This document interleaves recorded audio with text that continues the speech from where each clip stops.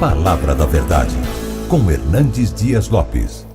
Hoje eu quero partilhar com vocês o texto de Marcos capítulo 4. Peço que você abra sua Bíblia comigo, neste texto, Marcos capítulo 4.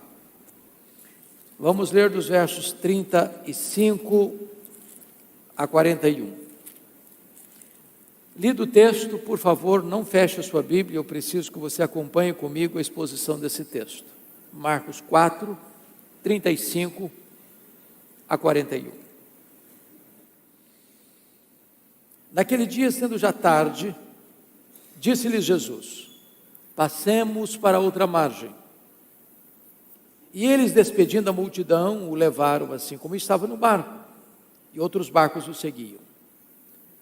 Ora, levantou-se grande temporal de vento, e as ondas se arremessavam contra o barco, de modo que o mesmo já estava a encher-se de água. E Jesus estava na popa, dormindo sobre o travesseiro. Eles o despertaram e lhe disseram: Mestre, não te importa que pereçamos? E ele, despertando, repreendeu o vento e disse ao mar: acalma-te, emudece. O vento se aquietou e fez-se grande bonança. Então lhes disse: por que sois assim tímidos? Como é que não tendes fé? E eles, possuídos de grande temor, diziam uns aos outros: quem é este, que até o vento e o mar lhe obedecem? Amém. Eu quero tratar do seguinte tema: não desanime, Jesus está no controle. À guisa de introdução, eu quero fazer aqui 4 afirmações. A primeira delas é que as tempestades da vida existem e elas são inevitáveis. Nenhum de nós vive numa estufa, blindados. A vida não é indolor. As tempestades chegam democraticamente para todos, grandes, pequenos, ricos, pobres, doutores, analfabetos, crentes e descrentes. É impossível passar pela vida imune, incólume às tempestades.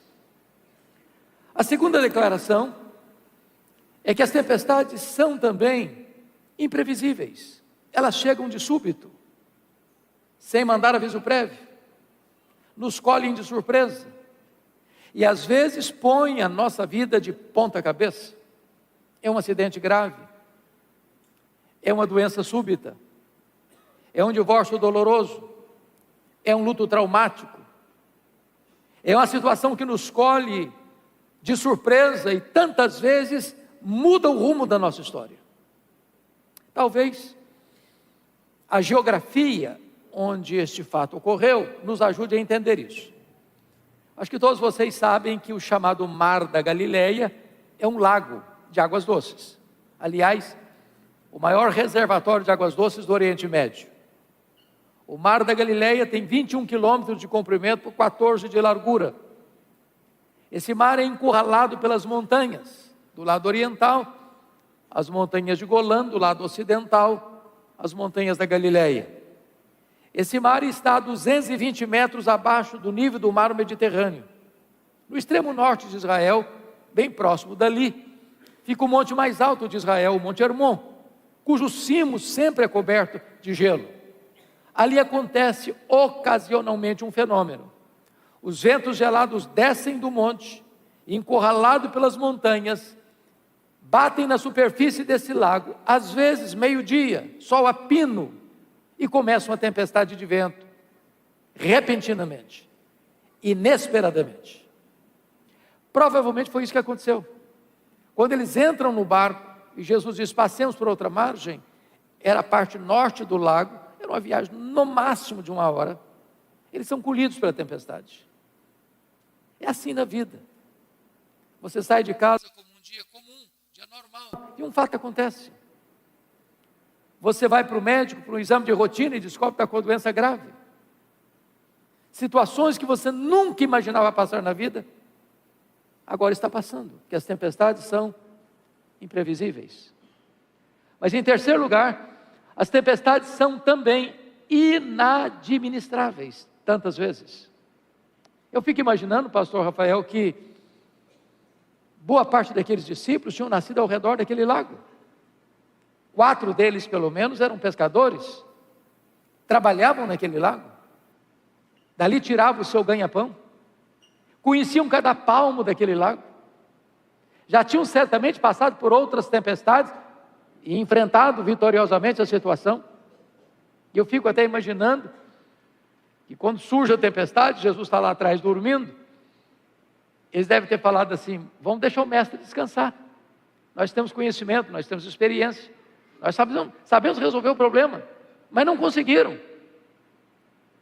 É assim na vida, as tempestades vêm e às vezes nós não conseguimos resolver, aquilo que é tão comum, tão doméstico, tão familiar, fica estranho, parece um monstro.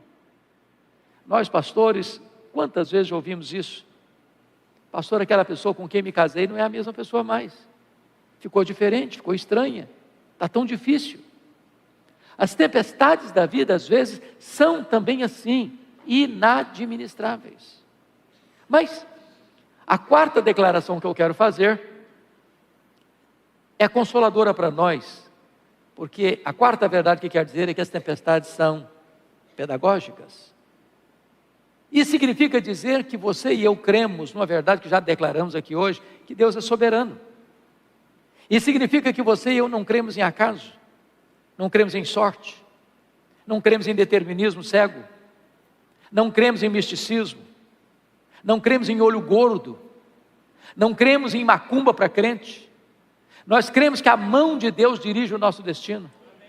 Nós cremos que se uma tempestade está acontecendo conosco, isso não é por acaso, nem porque Deus perdeu o controle, é porque Ele tem um propósito. As tempestades da vida não vêm para nos destruir, vêm para tonificar as musculaturas da nossa alma. Não vêm para nos reprovar, vêm para nos provar e nos aprovar. Se você está enfrentando uma tempestade, é porque Deus tem um projeto nisso, e o projeto é tornar você mais forte, mais perto de Deus, com mais profunda experiência com Ele. Bom, dito isso, então, a título de introdução, vamos à análise do texto. O texto confirma para nós que Jesus passara todo aquele dia ensinando as parábolas do reino. Se você já deu aula, já pregou, já ensinou um dia inteiro, você sabe que no final do dia você estará o quê? Exausto, cansado. Então, no final do dia, sendo já tarde, Jesus entra no barco com os discípulos e diz para eles assim: passemos para outra margem. E ele pega o travesseiro, vai lá para a polpa do barco, deita e dorme. Ele é perfeitamente homem. E enquanto ele dorme, surge a tempestade. E os discípulos tentam resolver o problema. Eles não conseguem. O barco está rodopiando no meio do mar. As ondas revoltas açoitam aquele barco frágil. Ele está se enchendo d'água, parece que o naufrágio é inevitável, a morte está mostrando para eles a sua carranca. Então no verso 38, depois de baldadas todas as tentativas e esgotados todos os recursos humanos, eles recorrem a Jesus com uma pergunta em tom de censura: mestre, não te importa que pereçamos? E diz o texto, que Jesus então se desperta, repreende o vento, repreende o mar, diz: acalma, sossega, faz-se grande bonança. Então Jesus no verso 40 pergunta para eles assim: por que sois assim tímidos? Como é que não tendes fé? Em outras palavras, por que vocês estão com medo? Por que vocês não confiam?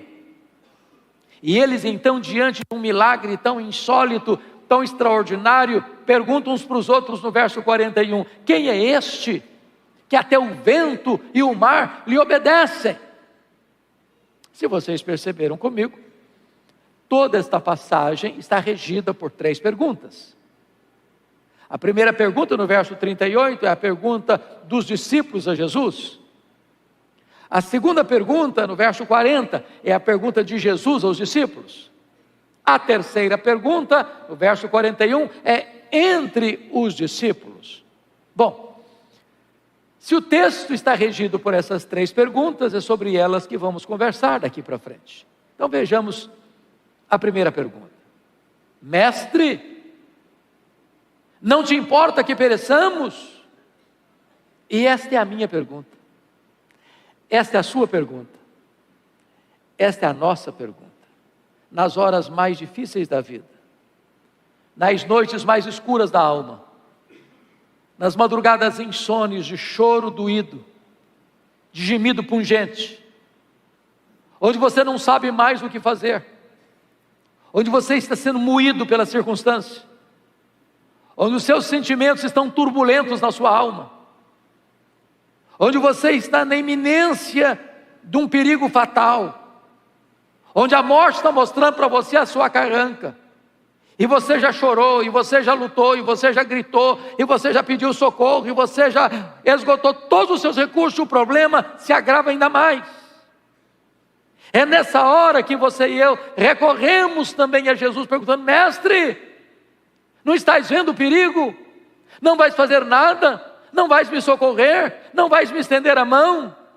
Não vais solucionar o meu problema? Não vais aliviar a minha dor? A grande pergunta é por que aqueles discípulos estão fazendo essa pergunta em tom de censura. Em outras palavras, o que é que não estava bem resolvido na cabeça deles? Vejamos. Em primeiro lugar, o que não estava bem resolvido na cabeça deles era a ordem de Jesus: passemos para outra margem. E a tempestade. Porque no nosso imaginário, quando nós estamos fazendo o que Jesus nos mandou fazer, vai dar tudo certo. Não vai ter tempestade à vista. Vai ser uma navegação tranquila. Vai ser um voo de cruzeiro. Não vai ter nenhum vento contrário. É assim que você e eu imaginamos. Quem foi criado num berço cristão se lembra daquele cântico que nós aprendemos lá no berço de infância, né? Com Cristo no barco tudo vai muito bem, vai muito bem, vai muito bem. Com Cristo no barco tudo vai muito bem. O problema é que Jesus está no barco e não está nada bem. Esse é o problema. Você é crente, gente de Deus, gente piedosa, gente cheia do Espírito Santo, gente dizimista fiel, contribuinte generoso, leva Deus a sério, está fazendo o que Deus mandou você fazer, está enfrentando a tempestade.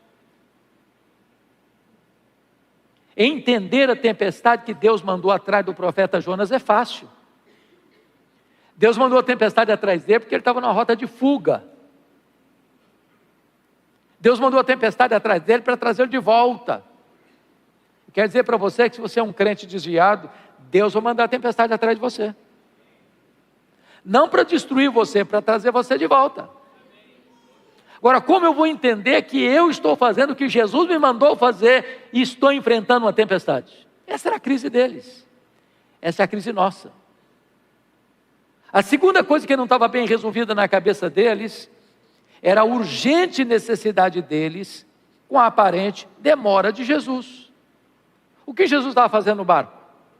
Dormindo. Quem está dormindo não está agindo. E quando você tem uma dor, quando você tem uma crise, quando a morte está mostrando a carranca para você, 1 minuto parece uma eternidade. Eu posso até lhes garantir que a demora de Deus nos perturba mais do que a própria circunstância. Eu posso até lhe garantir que o silêncio de Deus grita mais alto nos ouvidos da nossa alma que o ruído mais barulhento das circunstâncias mais adversas. Eu fico imaginando, pastor Rafael, que o maior drama da Marta e da Maria lá em Betânia não foi nem mesmo a enfermidade do Lázaro, mas a demora de Jesus. Eu gosto da teologia da Marta, porque quando ela vai dar um recado para Jesus, ela diz assim: Senhor, está enfermo aquele a quem amas. Ela não diz: Senhor, cancela a tua agenda, larga tudo aí, corre para cá, temos urgência absoluta, precisamos do Senhor aqui agora, venha para cá. Não, não precisa não. Senhor, está enfermo aquele a quem amas, porque quem ama tem pressa em socorrer a pessoa amada. Agora, notem comigo, onde Marta morava, para onde Jesus estava, era um dia de jornada, um dia. Então o emissário sai da casa da Marta, anda um dia, chega lá, dá o seguinte recado para Jesus: Marta mandou dizer que está enfermo aquele a quem tu amas. Aí Jesus disse para os discípulos assim: o Lázaro morreu. Morreu quando? No dia que o emissário saiu da casa da Marta. Mas quando esse emissário retorna, tem um recado para Marta: esta enfermidade não é para a morte, é para a glória de Deus. Quando ele retorna é o segundo dia, o Lázaro já está morto e sepultado. E ele chega com o recado: ó, essa enfermidade não é para a morte não, é para a glória de Deus. Aí é o nó na cabeça da Marta. Diz o texto que Jesus ficou mais 2 dias onde estava. Se o homem gastou um dia para ir, mais 2 dias são 3 dias. No 4º dia Jesus Cristo vai. Quando ele chega, o Lázaro está morto e sepultado há 4 dias. Quando Marta encontra com Jesus, ela nem disse shalom, ela foi logo despejando a sua mágoa. Se o senhor estivesse aqui, meu irmão não teria morrido, agora não adianta mais, o senhor chegou atrasado. A grande pergunta é: por que Jesus esperou 4 dias para chegar? Por que Jesus não curou Lázaro à distância? Ele tinha poder para isso. Por que ele não foi imediatamente com o mensageiro, pelo menos para demonstrar solidariedade com Marta? Por que ele esperou o 4º dia? Porque havia uma crença dos rabinos que um morto poderia ser ressuscitado pela instrumentalidade humana, no máximo até o 3º dia, como aconteceu no ministério de Elias e Eliseu. Mas a partir do 4º dia, era a crença deles, nenhum homem, por mais piedoso, poderia ser o agente ou instrumento desse milagre, apenas o próprio Deus em pessoa podia fazê-lo. Pois Jesus espera o 4º dia, para mostrar para Marta e para a nação de Israel, que ele não era apenas um grande homem entre os homens, ele era o próprio Deus entre os homens. Então eu quero dizer para você que Jesus nunca chega atrasado. Quando ele parece atrasado, é porque ele está preparando algo maior e melhor para a sua vida. Saiba de uma coisa: Jesus está no controle. Bom, então, diante desta pergunta com tom de censura, diz o texto que Jesus se desperta e repreende o vento e repreende o mar. Porque o vento tem ouvidos e o mar escuta a voz do Criador. Aliás, a palavra do Senhor é poderosa. Jesus dá uma ordem e o sol para. Ele dá uma ordem e as estrelas aparecem. Ele dá uma ordem e o mar sossega. Ele dá uma ordem e o vento para. Ele dá uma ordem e os demônios têm que bater em retirada. Ele dá uma ordem e a enfermidade tem que cessar. Ele dá uma ordem e os anjos saem para fazer o que ele mandou. A sua voz é poderosa. Mas agora é Jesus quem pergunta para os discípulos: por que sois assim tímidos? Como é que não tendes fé? O que vocês estão com medo? Pense comigo nessa cena. Se você estivesse lá, naquela noite, dentro de um barco frágil, açoitado pelas ondas, o barco rodopiando no meio do mar, o naufrágio parecendo inevitável, a morte mostrando para você a sua carranca, você estaria com medo? Me permita compartilhar isso. Eu já fiz muitos cruzeiros pequenos na vida. A cruzeiro em navio grande eu só fiz uma vez. Um congresso a bordo. Saiu de Santos para as praias do interior do Rio. E eu prometi a mim mesmo nunca mais fazer outro na vida. Meus irmãos, foi horrível. Ondas de 5 metros. Todo mundo ficou nauseado naquele navio. Todo mundo. Saímos para jantar, cambaleando pelo corredor, e voltávamos sem chegar no restaurante, vomitando pelo corredor. Sabendo que tinha 8 horas para retornar, e era muita movimentação, e eu não suportava mais o enjoo. Eu fiz uma oração para Deus: Deus, ou eu durmo, ou eu morro, eu não aguento isso. Agora imagine você num barquinho pequeno. rodopiando no meio do mar, se enchendo d'água. E Jesus pergunta para eles assim: por que vocês estão com medo? Como é que vocês não têm fé? A grande pergunta é por que eles deviam ter fé e não medo. Primeiro, eles deviam ter fé e não medo por causa da promessa de Jesus do verso 35. Passemos para outra margem. Se Jesus disse passemos para outra margem, qual era o destino deles? A outra margem. Então eu vou fazer aqui uma declaração. Se você esquecer o sermão, mas guardar essa declaração, já me dou por satisfeito nessa noite. E a declaração é esta: promessa de Deus e realidade são a mesma coisa. Sabe por quê? Porque Deus é o avalista da sua própria palavra. Em todas as promessas de Deus nós temos o sim e nós temos o amém. Ele vela pela sua palavra em a cumprir. Aquele que prometeu é fiel para cumprir o que prometeu. Então você não precisa ter fé, você não precisa ter medo, você precisa ter fé. Segundo, por que eles deviam ter fé e não medo? Por causa da presença de Jesus. Jesus estava dentro daquele barco. E quem é Jesus? O Criador do céu, o Criador da terra, o Criador do mar, o Criador do vento, o Criador do universo. Se Jesus está no barco da sua vida, você pode até enfrentar a tempestade, mas naufrágio não. Naufrágio não. A criatura não é maior que o Criador. O Criador não é ameaçado pela criatura. Irmãos, entendamos isso. Não há antídoto para o medo no dinheiro, no poder político, no poder econômico, na posição social, no cargo que você ocupa na empresa. Não há segurança para você e nem remédio para o medo na sua saúde, na sua força física, na tonificação dos seus músculos. O único remédio eficaz para o medo é a consciência de que Jesus está presente com você. Foi por isso que Davi diz: ainda que eu ande pelo vale da sombra da morte, eu não temerei mal nenhum, porque tu estás comigo, a tua vara e o teu cajado me consolam. E Jesus prometeu para você e para mim: eis que eu estou convosco todos os dias, até a consumação dos séculos. Terceiro lugar, por que eles deviam ter fé e não medo? Primeiro, por causa da promessa. Segundo, por causa da presença. Terceiro, por causa da paz de Jesus. O que Jesus estava fazendo no barco? Dormindo. Ele sabia que a tempestade viria? Nem você nem eu sabíamos que ia ter uma tempestade em Guarapari hoje. Mas Jesus sabia. Como Jesus sabia que a tempestade viria. E se ele sabia que a tempestade viria, por que dormiu? Porque sabia que tudo estava sob controle. Então eu vou lhe dar uma definição de paz.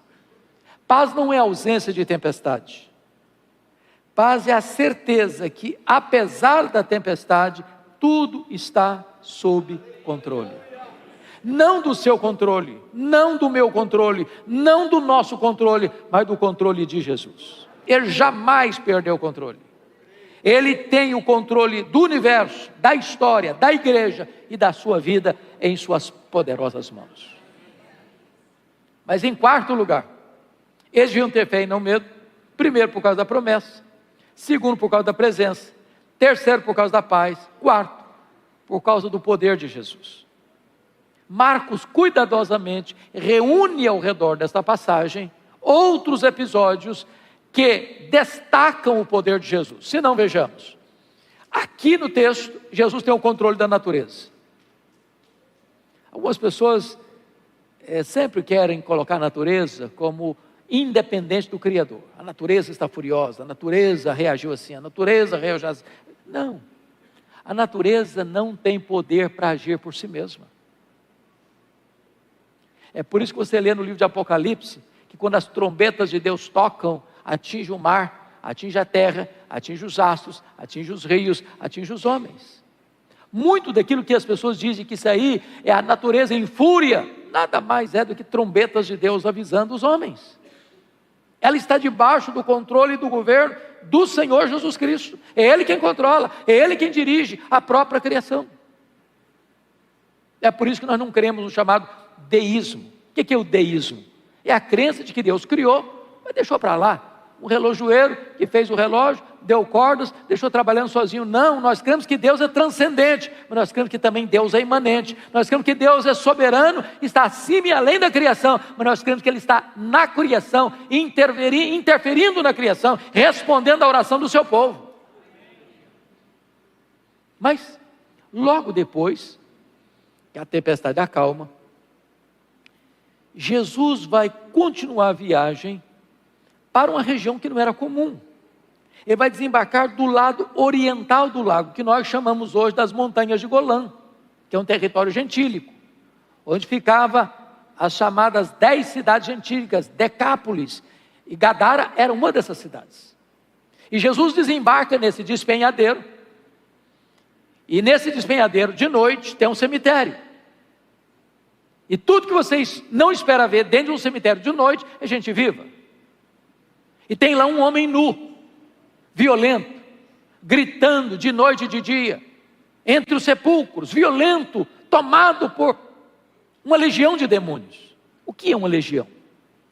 Legião é uma corporação romana de 6.000 soldados, a mais temida máquina de guerra do Império Romano. Por onde passava uma legião, tudo destruía, tudo devastava. Tem dentro de um único homem 6.000 demônios. E Jesus faz uma viagem de noite, depois de uma tempestade, para dentro de um cemitério, porque lá tem um homem foragido da lei, as algemas não conseguem prendê-lo. Lá tem um homem que a família já enjeitou. Lá tem um homem que não tem mais espaço entre os vivos, por isso vive entre os mortos, mas não tem lata de lixo no reino de Deus. Não tem vida irrecuperável para Jesus. Ele vai fazer essa viagem para libertar esse homem dos demônios, para curar esse homem, para libertar esse homem, para salvar esse homem e para enviá-lo à sua terra como missionário. Eu quero dizer para você que Jesus tem poder sobre a natureza e Jesus tem poder sobre os demônios. Ele manda no céu, Ele manda na terra, Ele manda no inferno. O universo inteiro está debaixo da autoridade do Senhor Jesus Cristo. Mas quando Ele retorna agora dessa região gentílica, Ele retorna para a sua cidade, a cidade que Ele adotou como sua, Cafarnaum. E lá tem uma multidão esperando Jesus. E no meio dessa multidão tem uma mulher anônima, incógnita, sem nome. Essa mulher enfrenta uma doença grave já há 12 anos, uma hemorragia que não consegue resolver. Os médicos não conseguiram resolver. E essa mulher pensou assim: se eu apenas tocar na orla das vestes de Jesus, eu ficarei livre do meu mal. O problema é que aquela hemorragia crônica tornava aquela mulher cerimonialmente impura. Aquela mulher não podia frequentar a sinagoga. Aquela mulher não podia ir às festas de Jerusalém. Aquela mulher não podia tocar uma pessoa, porque a quem ela tocasse, aquela pessoa ficava impura. Mas com Jesus é diferente. O impuro toca o puro, e em vez do impuro tornar o puro impuro, o puro torna o impuro puro. E Jesus cura aquela mulher. E a hemorragia é estancada. E Jesus então diz para os discípulos: alguém me tocou. E eu gosto da lógica cartesiana dos discípulos. Senhor, desculpe, mas está todo mundo te tocando, está todo mundo te empurrando, está todo mundo te comprimindo. Não faz sentido o Senhor falar que alguém me tocou. E Jesus não, alguém me tocou porque senti que de mim saiu virtude. Tem muita gente que encosta em Jesus, que esbarra em Jesus, mas poucas pessoas tocam Jesus pela fé. E aquela mulher foi curada, completamente curada. Sabe por quê? Porque Jesus tem poder sobre a natureza, Jesus tem poder sobre os demônios e Jesus tem poder sobre as enfermidades. A última palavra não é da ciência, a última palavra não é da medicina, a última palavra é do Senhor Jesus. Só que tem no meio dessa multidão também um homem, muito conhecido na cidade. Aliás, talvez o homem mais conhecido de Cafarnaum. Ele era Jairo, ele era o chefe da sinagoga. A sinagoga era uma espécie de tribunal durante a semana para resolver as causas do povo. E a sinagoga era o lugar de estudar a lei de Deus e orar aos sábados. O problema é que Jesus já não é mais bem quisto na sinagoga de Cafarnaum. É só ler Marcos capítulo 3. Um fato que ocorreu antes desse episódio aqui. Era um sábado, Jesus estava na sinagoga de Cafarnaum, e tinha um cidadão lá no fundo, com a mão direita mirrada, seca. Jesus olhou para ele e disse: fica de pé. O homem ficou de pé. Vem para o meio. O homem veio para o meio. Jesus: estenda a tua mão. O homem estendeu a mão. Só que estava ali também os escribas, os fariseus, os fiscais da vida alheia. Eles ficaram tão furiosos com Jesus, que eles saíram dali no sábado, se reuniram com os herodianos, que eram inimigos deles, para planejar a morte de Jesus. Então quando Jairo vai a Jesus, ele sabe que ele vai enfrentar oposição dos líderes da religião judaica. Mas ele tem um problema: a filhinha dele tem 12 anos e está morrendo. E ele vai lá no meio daquela multidão, e ele não está preocupado se as pessoas vão falar mal dele, se vão perseguir a ele, o que vão falar dele. Ele tem uma causa urgente para apresentar a Jesus. E ele se prostra e ele adora e diz: Senhor, vamos comigo na minha casa, para o Senhor impor as mãos sobre a minha filhinha, para ela ficar curada. Jesus: vamos sim, Jairo. E Jesus começa a caminhar com Jairo para a casa dele, quando surge o problema dessa mulher. E eu não sei se você já olhou o texto nessa perspectiva, mas se você tem uma pessoa da sua família que está morrendo, e sabe que Jesus pode resolver o problema, e a caminhada está indo, e alguém para, você fica nervoso, você fica ansioso, você fica desesperado. E eu fico imaginando o Jairo: ô Senhor, vamos logo, larga essa mulher para lá, já resolveu o problema dela, vão comigo. E Jesus caminhando, até que alguém chega e olha: não incomoda mais o mestre não, que a sua menina acabou de morrer. O mundo desabou na cabeça dele. E Jesus diz: ô Jairo, não tenha medo não, crê somente. Quando chega lá na casa, estava lá o coral da morte. Aí entrou o solo da ressurreição. E Jesus chegou no quarto e disse na língua materna da menina, o aramaico, a mesma palavra que uma mãe diz para um adolescente que tem dificuldade de levantar de manhã para ir para a escola: menina, está na hora de levantar. Jesus pôs a mão sobre a menina, e a morte largou, tirou os tentáculos dela, e ela ressuscitou. Sabe por quê? Porque Jesus tem poder sobre a natureza, Ele tem poder sobre os demônios, Ele tem poder sobre as enfermidades, Ele tem poder sobre a morte. Foi Ele que entrou nas entranhas da morte, arrancou o aguilhão da morte, matou a morte e ressuscitou, inaugurando a imortalidade. E Ele é a ressurreição e a vida, e todo aquele que nele crê não morrerá eternamente. Louvado seja o seu nome.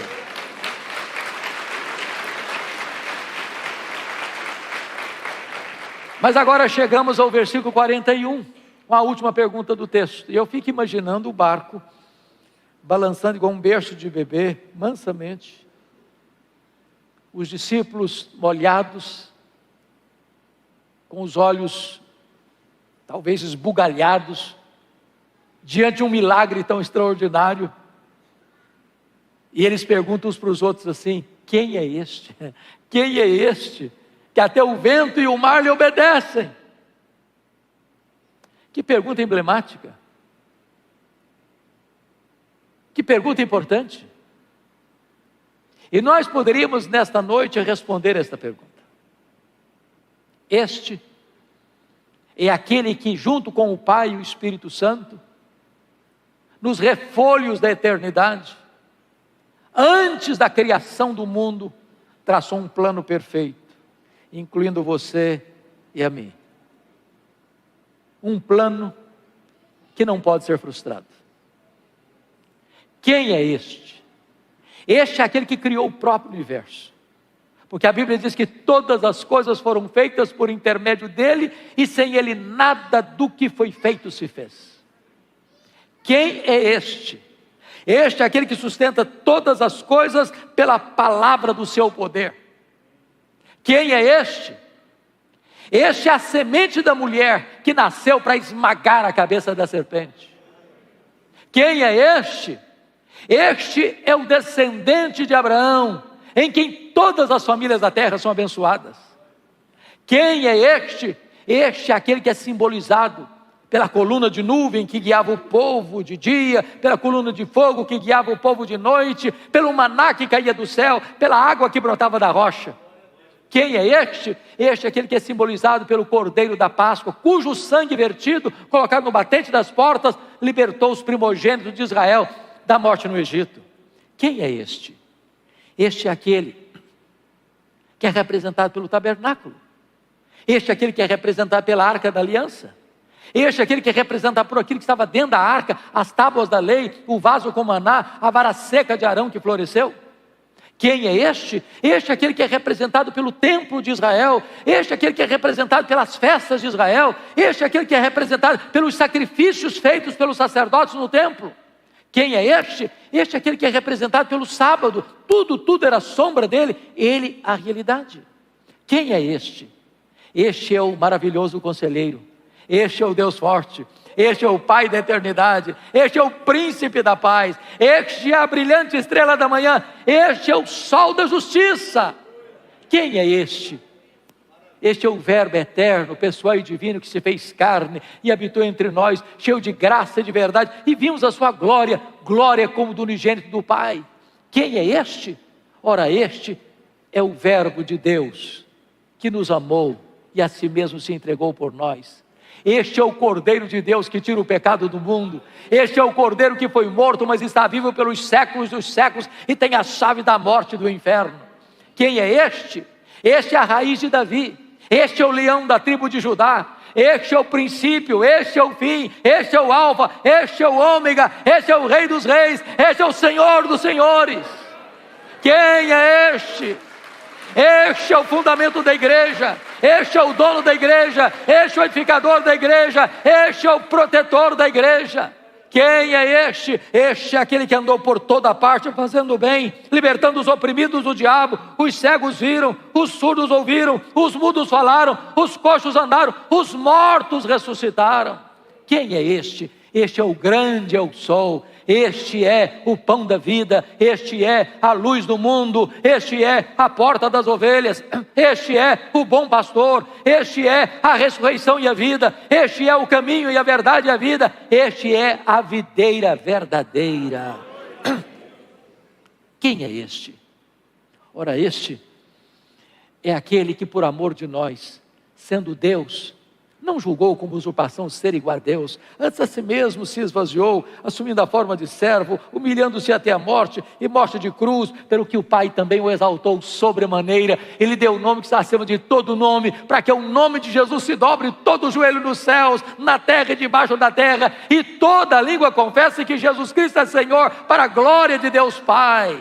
Quem é este? Este é o nosso glorioso Redentor. Este é a nossa paz, este é a nossa justiça, este é a nossa alegria, este é a nossa recompensa, este é a nossa herança. Quem é este? Este é aquele que por amor de nós suou e sangrou no Getsemane. Este é aquele que por amor de nós foi cuspido e esbordoado no pretório romano. Este é aquele que por amor de nós caminhou pelas apinhadas ruas de Jerusalém, carregando aquele lenho maldito. Este é aquele que por amor de nós foi pregado naquela cruz e morreu pelos nossos pecados, mas ressuscitou para a nossa justificação.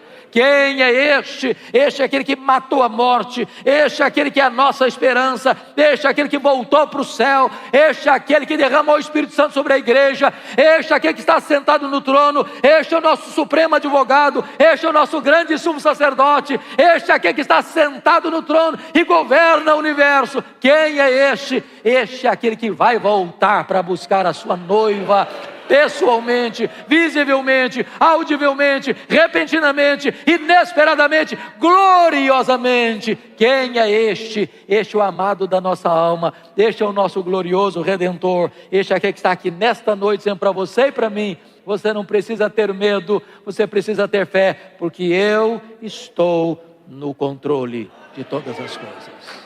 A Ele a honra, a Ele a glória, a Ele o louvor, agora e pelos séculos eternos. Aleluia. Amém.